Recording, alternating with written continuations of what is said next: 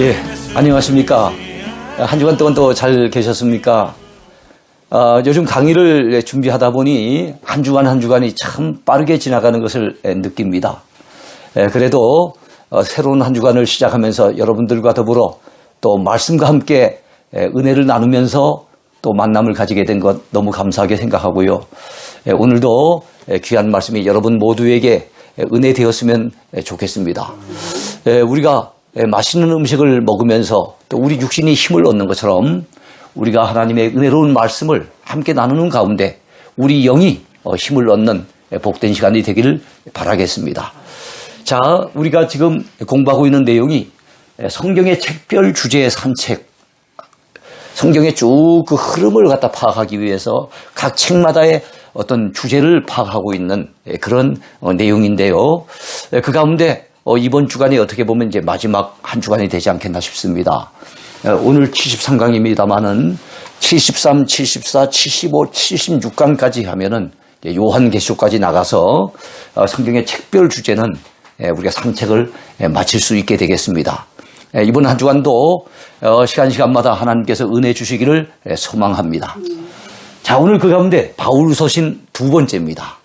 바울서신 우리 지난주 목요일 날 바울서신 가운데 로마서, 그 다음에 고린도전서, 고린도후서, 그리고 갈라디아서, 에베소서까지 바울서신 12권 가운데 비교적 분량이 많은 5권을 우리 살펴보았습니다.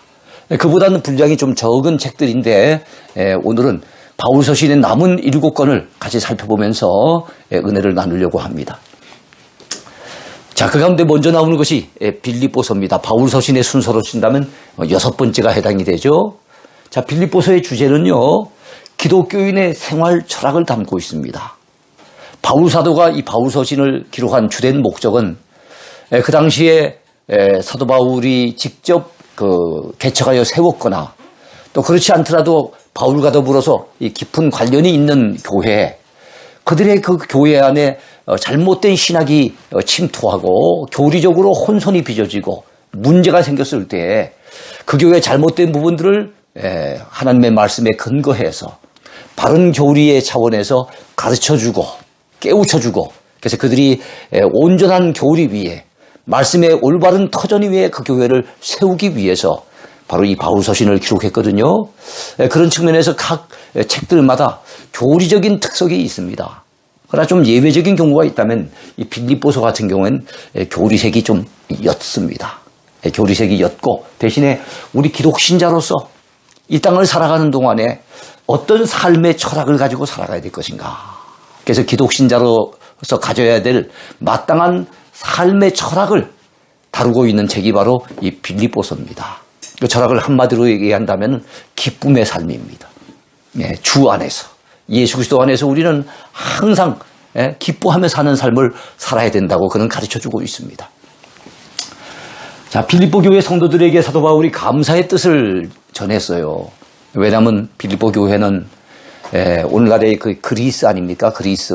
그 당시 성경에는 헬라라 그랬죠. 헬라의 북쪽 지역을 마게도냐 지방이라고 말씀을 드렸습니다. 근데 그 마게도냐 지방의 중심 교회 가운데 하나가 이 빌립보 교회인데, 이 빌립보 교회는 사도 바울이 선교 사역을 함에 있어서 뒤에서 기도로도 후원을 했지만 물질적으로 늘 힘이 되어줬던 아주 귀한 교회였어요.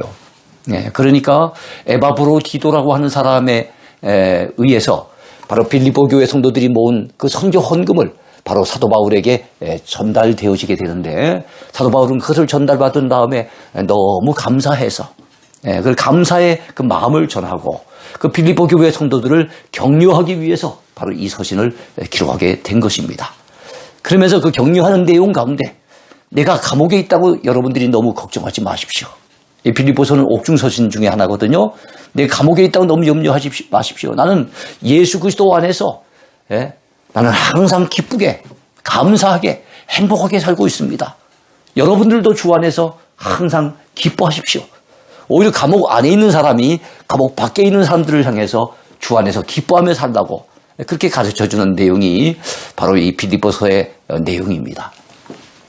자, 그리스도 안에서 누리는 성도의 기쁨을 주제로 하여 복음에 합당한 삶을 살아가도록 가르치기 위해서 보낸 옥중서신이에요. 옥중서신.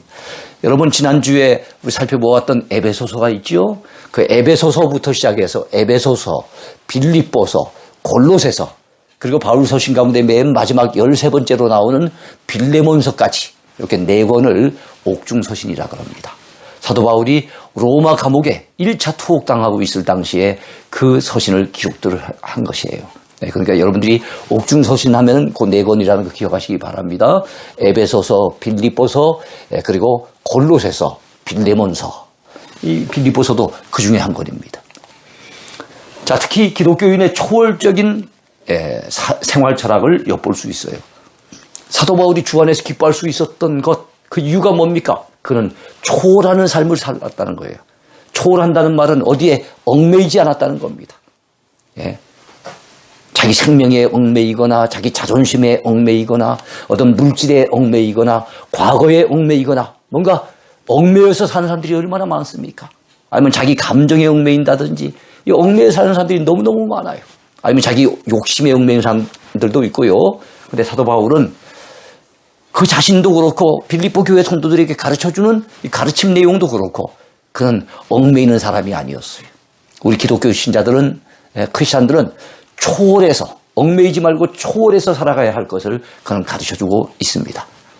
그 다음 무엇을 초월할까요? 생사를 초월하래요. 그리고 자기를 초월하랍니다. 그리고 과거를 초월하래요. 과거에 발목 붙잡히면 안 된대요. 그리고 땅의 것을 초월하래요. 우리는 하늘의 시민권을 가진 사람인데 땅의 것에 얽매이면 안 된답니다. 그리고 우리가 매이기 쉬운 것이 있죠. 물질. 이 물질에 대해서도 초월해야 된다고. 물질에 잠깐만 얽매이다 보면 물질에 대한 걱정, 근심에 사로잡히잖아요. 그래서 물질에 대한 걱정을 초월하라고, 염려를 초월하라고 그렇게 가르치고 있습니다.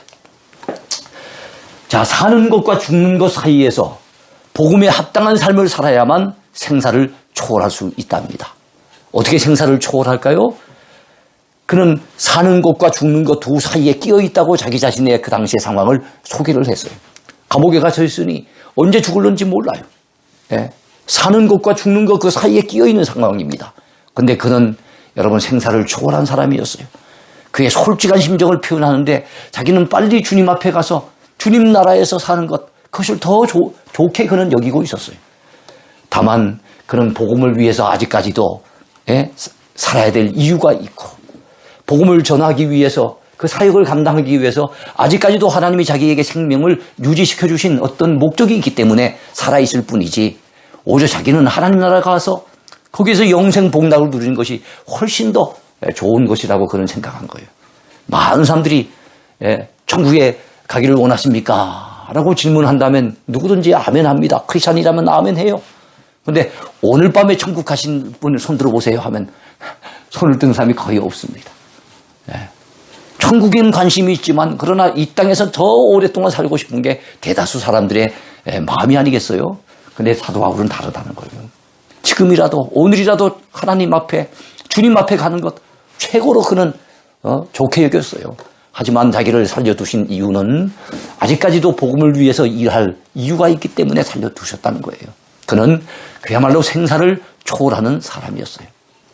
사람의 몸을 입고 종처럼 되어 이 땅에까지 낮아지신 예수 그리스도, 그분은 겸손한 마음을 지니셨어요. 우리 예수님의 겸손한 마음을 품어야만 자기를 초월할 수 있답니다. 사도 바울이 크리스찬이 가져야 될 생활 철학 가운데서 생사 초월하는 것이 첫 번째라면 두 번째 2장에서는 자기를 초월하라고 말씀하고 있어요. 사람이 자기 자존심에 얽매인 사람들이 얼마나 많습니까? 자기 감정, 자기 기분에 따라 살아가는 사람들이 얼마나 많습니까? 그를 뛰어넘으려고 한다면 주님의 모습을 본받아야 돼요. 주님은 철저히 하늘 영광을 버려두시고 하늘 보좌를 버려두시고 이 땅에까지 낮아지셨어요. 사람의 몸을 입고 오셨어요. 종처럼 되어서 오셨어요. 철저하게 낮아지신 겸손한 마음, 그런 마음을 품으면은 사람은 나보다 남을 낮게 여기고 더 귀하게 여기고 더 좋게 여기고 자기를 초월할 수가 있어요. 근데 많은 사람들이 남을 나보다 낮게 여기기보다는 자기 자신은 높아지고 남을 나보다 낮게 여기면서 그래서 자기 주장이 강하고 자기 감정을 앞세우고 그리고 얼마나 남을 무시하고 비판하고 이러면서 사는지 몰라요. 그래가지고는 우리가 참된 크리스찬이 되기는 어렵고, 그래가지고는 교회 안에서 하나를 이루어가기가 얼마나 어려운지 모릅니다. 그래서 우리는 철저하게 자기를 초월할 줄 아는 사람이 되어야 돼요. 사도 바울이 세 번째로 제시한 것은 땅의 것을 초월하라는 거였거든요. 예? 우리는 하늘 시민권을 가진 자입니다. 그런데 세상의 자랑거리, 이 자랑하는 맛에 사는 분들, 그런 분들은 세상에 깊이 빠져 있기 때문에, 세상의 가치관에 완전히 함몰되어 있기 때문에 그런 사람들이 정말 그리스도인으로서 그리스도인답게 살기가 쉽지 않아요. 그러므로 세상 자랑거리를 뭘로 여겨야 됩니까? 사도 바울은 배설물로 여겼다 그랬어요. 예? 완전히 찌꺼기처럼 배설물처럼 여길 수 있었던 사도 바울. 예. 그가 그렇게 할 수 있었던 이유가 뭡니까? 나는 하늘 시민권을 가졌는데, 이야, 예수 그리스도를 아는 지식이 얼마나 고상한지, 주님을 알고 났더니 주님이 너무너무 귀해서, 주님이 너무너무 가치 있는 분이기 때문에, 난 주님 한 분만으로 만족하기 때문에 세상의 자랑거리, 세상에 대한 무슨 욕심, 세상의 명예, 그런 데 대해서는 그는 얽매이지 않을 수 있었던 거지요. 그가 네 번째 초월해야 된다는 것은 물질이었어요. 물질에 대한 염려를 초월해야 된다 그랬거든요. 그럴 수 있었던 그의 비결이 뭐겠습니까? 그는 풍부에 처할 줄도 알고 궁핍에 처할 줄도 알고 풍부와 궁핍의 일체의 비결을 배웠대요. 풍부하면 풍부한 대로 하나님 주께서 이렇게 풍성하게 주시니 감사합니다. 어려움은 어려운 대로 아이고 하나님 그래도 제가 참 이 어려움을 이겨낼 수 있는 믿음을 저에게 주시고 그래도 이 어려움 속에도 저를 지켜주시고 오늘까지 인도하시는 하나님 감사합니다. 그는 궁핍에 처했다고 비굴해지지도 않았어요. 풍부에 처했다고 해가지고 자만해지지도 않았어요. 그런 풍부와 궁핍의 일체 비결을 배운 사람이에요. 사실 사람이 궁핍하게 되어지면 비굴해지기 쉬워요. 많이 가지고 풍부해지면요 자기도 모르게 교만해지기 쉬워요. 그래서 사도 바울은 그러지 않았고 그것을 초월해 살았기 때문에 그는 물질에 대한 염려를 떨쳐버리고 살 수 있었다는 거예요. 그가 가르치는 것은 자기는 살지 아니하면서 성도들에게 요구한 삶이 아니었어요. 그 자신이 그런 원리를 가지고 그런 생활 철학을 가지고 그런 깨달음을 가지고 살았던 사람이 바로 사도 바울이었어요. 그러면서 자기가 살았던 이런 삶, 그 속에서도 기쁨을 맛보고 그 속에서도 행복을 누리는 자기의 삶을 이 빌립보 교회 성도들에게도 그렇게 살아보라고 권면하고 있는 겁니다. 자, 그래서 이 서신을 기쁨의 서신이라고 해요. 이 기쁨의 서신이라고 하는 그런 별명이 붙은 이 빌립보서, 그가 로마 감옥에 갇혔을 때에 에바브로디도라고 해서 바로 그 빌립보 교회에서 성경금을 가지고 로마에 와서 지금 그 바울에게 전달해 준 바로 에바브로디도라는 사람이 있어요. 그 사람이 와가지고 질병 때문에 한동안 고생을 했는데 하나님 은혜 가운데 회복이 되어져서 다시금 이제 원래 자기가 있었던 빌립보 교회로 돌아가려고 할 때 그때 바로 이 빌립보서를 갖다 기록해가지고 전달한 거예요. 감옥 속에서 기록했던 말씀, 한 교회를 갖다 지도하기 위해서, 격려하기 위해서 기록된 이 귀한 말씀이 여러분 2000년을 내려오면서 참으로 많은 성도들, 많은 크리스찬 성도들에게 은혜를 끼치고 힘을 북돋아주고 그들의 삶을 갖다 격려하는 너무나도 귀한 메시지로 오늘까지 전달되었다는 것, 얼마나 감사한 일입니까? 사도 바울이 감옥 속에서 그때 남겼던 편지 한 장도 우리에게 이렇게 유익된다면 우리가 요즘같이 자유롭게, 물론 코로나 때문에 좀 어려움도 겪긴 하지만 그래도 사도 바울이 감옥에 갇혔던 사도 바울에 비했을 때는 우리는 훨씬 더 나은 형편에서 살고 있지 않습니까? 그러므로 우리도 얼마든지 가치 있는 삶을 살 수 있고 얼마든지 하나님께 영광 돌리고 주변 사람들을 유익하게 하는 그런 삶을 살 수 있다는 거 우리가 깨달았으면 좋겠습니다. 자, 사도 바울의 7번째 서신은 골로새서입니다. 그 주제를 살핀다면 기독론 서신이에요. 예수 그리스도 그분이 누군지를 잘 다루고 있는 그런 서신입니다. 우리 복음서 중에 기독론 복음서가 있었어요. 마태, 마가, 누가, 요한 복음 중에 어떤 복음서였습니까? 바로 요한 복음이었잖아요. 요한 복음은 예수 그리스도가 어떤 분인지 또 그분이 주시는 영생이 무엇인지 이걸 잘 가르쳐주고 있는 복음서였는데요. 바울 서신 가운데는 이 골로새서가 바로 기독론이라고 하는 아주 중요한 주제를 다루고 있는 서신이라고 볼 수가 있습니다. 자, 사도 바울이 골로새 교회 성도들에게 그리스도의 신성.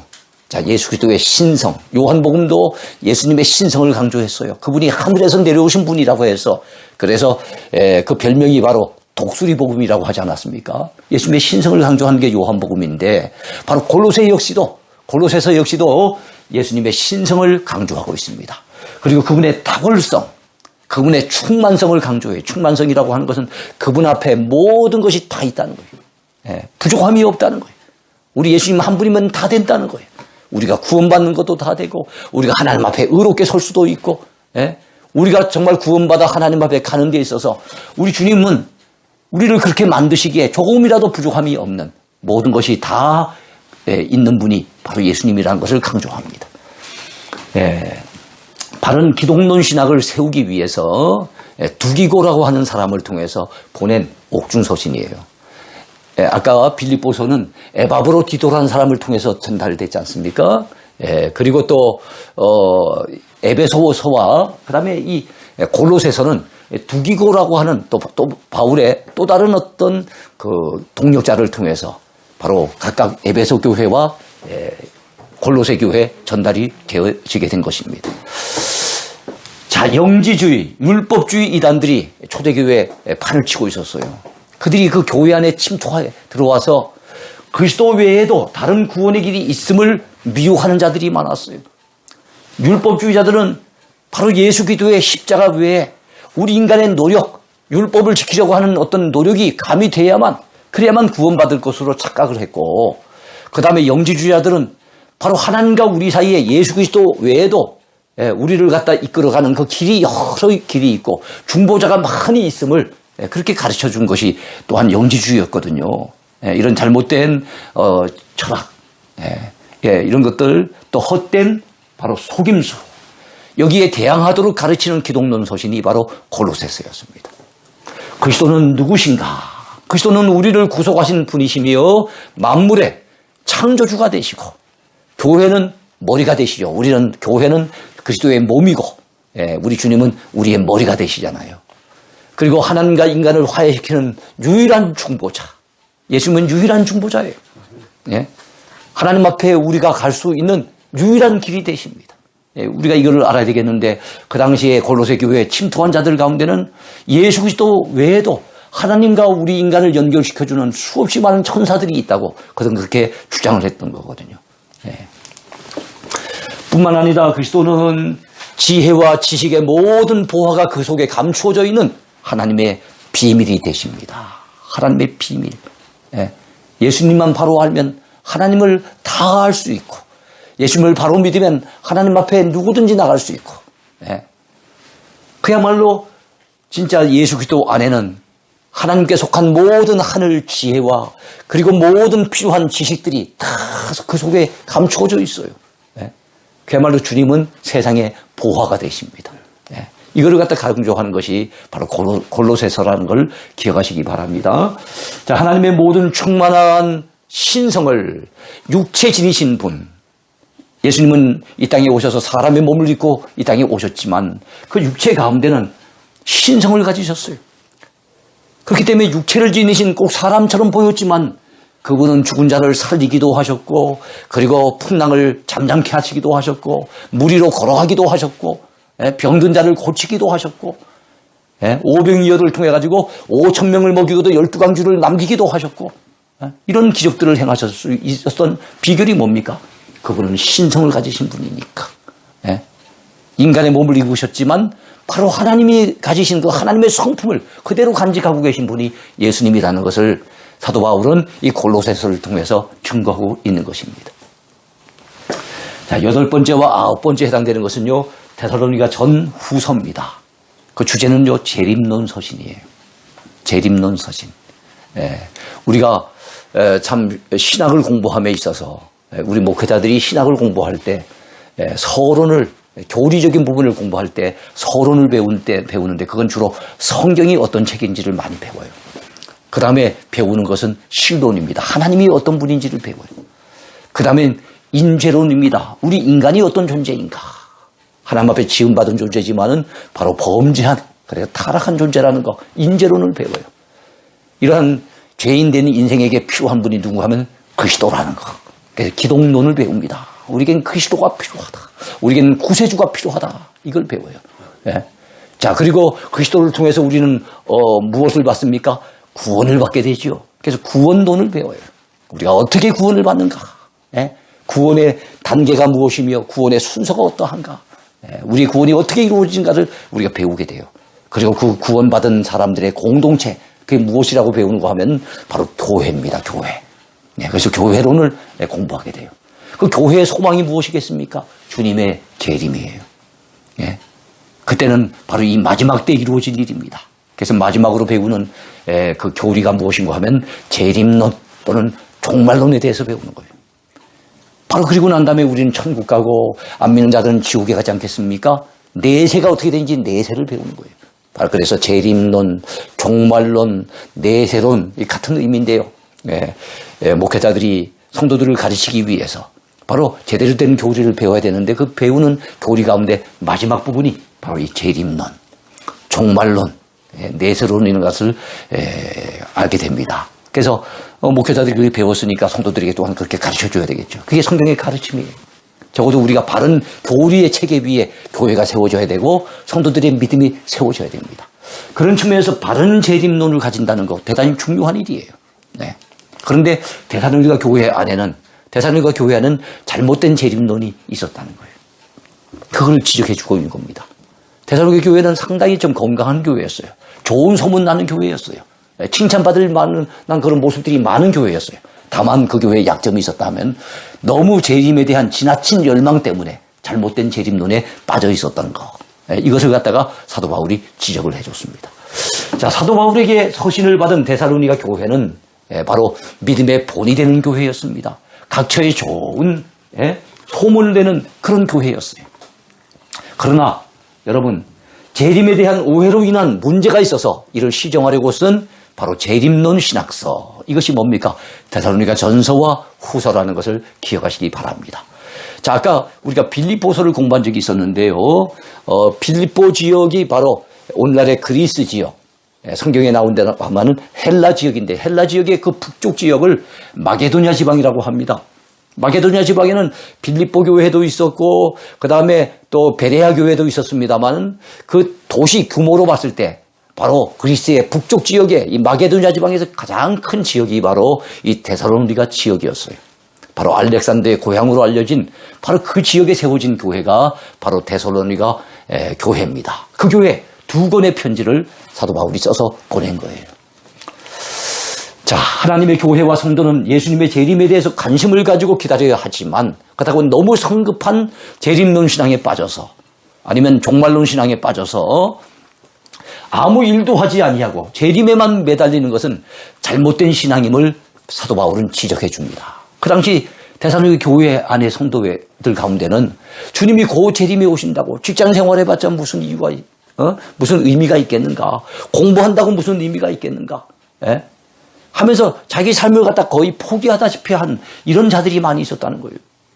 우리도 1992년도 10월 28일 날 예수님이 재림에 오신다 그러면서 그때 그 이장님 목사의 다미 선교회라고 하는 거기에 빠진 사람들은 진짜 그들은 거의 세상의 다른 것들은 포기하다시피 거기에 매달려 있었던 것을 우린 기억합니다. 그러면 안 돼요. 그래서 나오는 것이 유명한 말씀인데 그게 무엇인가 하면 일하기 싫어하거든 먹지도 말게 하라. 일하기 싫어하거든 먹지도 말게 하라. 그러니까 우리는 주님이 언제 오시더라도 그때까지는 주의 일 열심히 감당하면서 믿음으로 열심히 살아가면서 언제 오시더라도 맞이할 수 있는 만반의 준비를 갖추되 그러나 세상에서 우리에게 주어진 직분과 사명을 열심히 감당해야 되지 아예 손 놓고 일하지 않고 날마다 하늘만 쳐다보고 일에 있어서는 안 된다는 것을 사도 바울은 이 서신서를 통해서 지적을 해주고 있는 겁니다. 이건 공산주의자들도 믿는 유일한 성경 구절이라 그래요. 그래서 일하기 싫어하거든 먹지도 말게 하라. 자, 10번째와 11번째입니다. 디모데 전후서인데요. 이건 목회서신이에요. 목회서신이 3권 있습니다.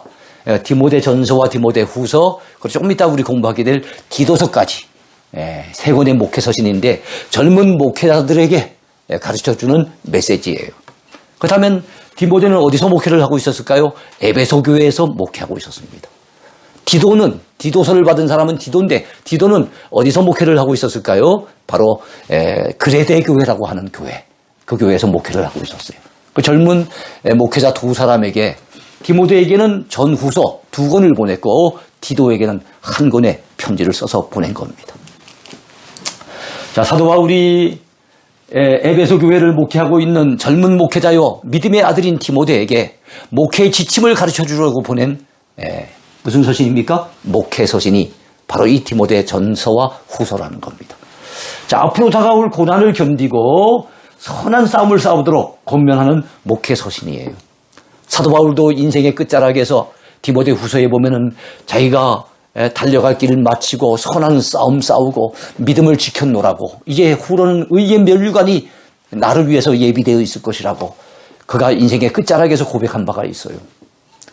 우리 크리스찬들은 영적으로 이 땅에서 싸움을 합니다. 그 싸움은 막 머리 갖다 머리 끄댕이 잡고서 싸우는 싸움이 아니기 때문에 이건 악한 싸움이 아니라 선한 싸움이에요. 우리 믿음 지키려고 하는 싸움이에요. 영적인 싸움이죠. 사탄 마귀와 그를 따르는 악한 무리들과 더불어 싸우는 싸움인데 이런 선한 싸움을 싸우도록 권면하고 있습니다. 특히 디모데후서는 사도 바울이 쓴 최후의 서신으로서 그의 유언과도 같은 말씀이에요. 그래서 디모데 전서와 후서 가운데 후서가 뒤에 쓰여졌죠. 후서 가운데는 이제 4장까지 있으니까 디모데후서 4장을 사도 바울의 유언장 그렇게 얘기를 합니다. 자, 12번째입니다. 디도서인데요. 디도서 역시도 목회 서신이에요. 사도 바울의 또 다른 제자입니다. 또 다른 믿음의 아들이에요. 사도 바울이 내 믿음의 아들이라고 표현했던 인물이 3사람이 있었어요. 좀 전에 디모데 전후서를 받았던 디모데, 루스드라 출신의 디모데가 있고 있습니다. 또 다른 헬라 사람이 있는데요. 이 헬라인 디도라고 하는 사람 역시도 이방인으로서 사도 바울을 통해서 복음을 듣고 바울의 믿음의 제자가 되고 아들이 되었던 사람이에요. 또 한 사람은 감옥에서 로마 감옥에 갇혀 있을 때 감옥에서 전도하여 나았던 믿음의 또 다른 아들이 있는데 그게 오네시모라고 하는 사람이에요. 그 오네시모는 이게 지금 12번째가 디도서 아닙니까? 13번째 말씀. 그 다음에 우리가 살펴볼 바로 빌레몬서와 관련이 있는 인물이 바로 오네시모입니다. 자, 사도 바울이 그레데 섬에서 그레데 교회를 목회하는 믿음의 아들 디도에게 보냈는데 이 그레데라고 하는 섬은 크레타 섬이라 그래가지고 굉장히 큰 섬입니다. 지중해선 굉장히 큰 섬인데 거기에 있는 교회가 바로 이 그레데 교회예요. 그 교회를 바로 이 디도가 목회를 하고 있었던 겁니다. 자, 그런데 그 섬의 사람들의 특징이 뭐였는가 하면 천성적으로 악하고 게으른 삶의 행태를 나타내는 거예요. 천성적으로 게으른 사람이 있죠. 그냥 게으르면 좋겠는데 또 악하기까지 했으니까. 근데도 그런 사람들이 교회 안에 버젓이 나와가지고 신자라고 그렇게 말을 하고 있는 겁니다. 그러니까 이런 사람들은 믿기는 믿는데 말로는 믿는데 머릿속으로는 믿는데 입으로는 믿는데 뭘로는 안 된다는 겁니까? 실천, 자기 삶으로는 신자와 같지 않다는 거예요. 전혀 신자와 같이 꼭 불신자 또는 무신론자의 모습으로 살아간다는 거죠. 이런 경우를 실천적인 무신론자라고 얘기를 합니다. 이론적으로는 그들은 무신론자가 아니에요. 하나님을 인정해요. 그런데 삶은 꼭 하나님 없는 것처럼 살아가는 사람들. 여러분 어디 그 당시 뿐이겠습니까? 오늘날에도 얼마든지 있을 수 있겠지요. 이런 잘못된 모습을 지닌 그레데 사람들을 그 사람들에게 선한 일을 열심히 하는 적어도 하나님의 백성이라면 하나님의 백성답게 살아야 되는데 그러려고 한다면 악하고 게으른 자가 돼서는 안 되고 선한 일을 열심히 하는 하나님의 자기 백성이 돼야 된다. 우리는 하나님의 자기 백성이 옛날 성경에는 하나님의 친백성이라 그랬어요. 그런 자들이 되라고 가르치는 바로 이 목회 서신이 디도서입니다. 그래서 이 디도서를 통해서 우리는 또 도전을 받게 되죠. 아, 그렇다. 내가 게으르게 살아서는 안 되겠구나. 내가 악하게 살아서는 안 되겠구나. 내가 선한 일에 열심을 대는 그런 사람이 되어야 되겠구나. 내가 이론적으로는 무신론자가 아니지만 삶 속에서는 꼭 무신론자처럼 그렇게 사는 어리석은 인생이 돼서는 안 되겠구나. 내가 살아계신 하나님을 믿는다면 내 삶도 그 하나님 앞에 바르게 살아야지. 이거를 갖다가 우리가 느끼고 깨우치게 되는 말씀이 바로 이 디도서입니다. 자, 마지막이에요. 마지막 빌레몬서 13번째 책입니다. 추천서신이라고 일컬어져요. 사도 바울이 믿음의 동력자 빌레몬에게 그의 종 출신으로서 도망자가 되었다가 로마 감옥에서 회심한 믿음의 아들이 있는데 그 아들이 누군가 하면 오네시모라고 하는 인물입니다. 이 오네시모를 천거하면서 추천하면서 바로 이 빌레몬에게 용서를 당부하는 거예요. 그래서 빌레몬서에는 두 사람을 기억하면 됩니다. 이 편지를 받는 빌레몬, 그리고 사도 바울이 이 빌레몬에게 용서해 주라고 당부하는 한때 빌레몬의 종이었던 오네시모. 한때 빌레몬의 집에서 종이었어요. 근데 몰래 도망을 친 거예요. 도망을 치되 아마 뭘 좀 챙겨서 도망쳤는지도 모르겠어요. 그러니까 이 빌레몬한테는 엄청나게 죄를 지었던 이 오네시모인데 그 당시 종으로서 도망을 친 것 자체가 붙들리면은 사형을 당할 수 있는 그런 상황이었단 말이에요. 그런 자인데 그가 로마에 도망을 쳐왔다가 로마 감옥에서 우연찮게 하나님의 섭리 가운데 바울을 만나게 된 겁니다. 그래서 복음을 듣게 되고 그도 크리스찬이 된 거예요. 신실한 믿음의 사람이 된 거예요. 사도 바울이 내 신복이라고 일컬은 만큼 정말로 신실한 사도 바울의 동력자가 된 겁니다. 그래서 빌레몬에게 용서를 당부합니다. 추천서신이에요. 오네시모를 적극 추천을 하고 있는 겁니다. 그러면서 여러분 그 1장밖에 안 되는 짧은 책이지만 유대인과 이방인, 율법과 복음, 상전과 종 사이의 관계 설정이 아주 어려웠던 구약에서 이제 신약으로 막 넘어오고 아직까지 율법에 어떤 그 젖어 있었던 사람들에게 복음이 전달되고 요즘같이 이제는 민주주의적인 시대가 아니라 상전과 종 사이가 분명히 어떤 존재했던 그 시기에 정말 우리가 크리스찬으로서 바른 관계를 설정한다는 것 참 쉬운 일은 아니에요. 이것을 그리스도 안에서 참된 형제를 가르치는 거예요. 우리가 참 상전과 종이지만 그리스도 안에서는 우리가 형제가 아닌가? 그러니까 용서해 주라 하는 거죠.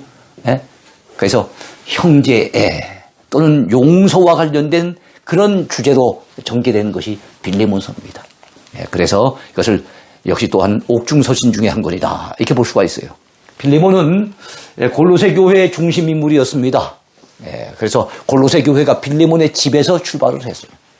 그리고 오네시모는 후일에 그가 빌레몬에게 용서를 받고 사도 바울에게 또 훈련을 잘 받아서 어디서 목회를 하게 되는가 하면 에베소 교회에 가서 목회를 합니다. 그러다가 순교를 당했던 인물, 그 사람이 바로 오네시모예요. 그래요, 종이었지만, 그리고 도망자였지만, 감옥에 갇히는 신세였지만 바울을 만남으로 복음을 듣게 되고 그래서 이 사람이 완전히 새 사람이 되어져서 사도 바울에게는 추천을 받는 사람, 그리고 빌레몬에게는 용서를 받는 사람, 그리고 에베소 교회 가서는 목회를 하다가 순교하는 그런 복된 사람이 되어졌어요. 누구든지 예수 그리스도 안에 있으면 새로운 피조물입니다. 인생을 새 출발할 수 있습니다. 우리 모두의 삶 속에도 이런 새로운 변화들이 나타나고 우리 하루하루의 삶이 주 안에서 복된 삶이 되기를 소망합니다. 오늘 강의 여기까지입니다.